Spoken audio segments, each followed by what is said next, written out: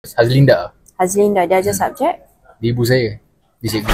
Selamat Hari Guru kepada semua pendidik yang telah berkorban masa, tenaga dan ilmu demi membentuk generasi cemerlang. Okey, jom kita tengok apa kata staf kumpulan Karangcraft tentang Hari Guru.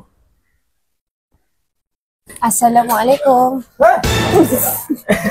Okay, cakap pasal Hari Guru, siapa nama first yang paling ingat? Cikgu Zul. Cikgu Burhanuddin, Cikgu Hafsah, Cikgu Brisham.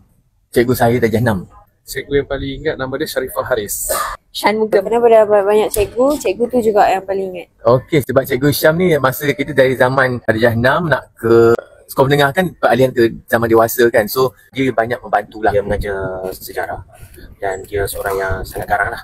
Tapi dia baru meninggal tahun ni. Kalau kerja sekolah yang kita tak buat, dia akan denda untuk pelajar lelaki atau perempuan kena berpanas di padang. Ajar subjek apa? Dia tak ajar tapi dia garang. Dia ajar di PJ. Saya suka dia sebab dia bawa saya untuk main bola sepak untuk wakil daerah Brickfield. Assalamualaikum. Saya nak buat konten.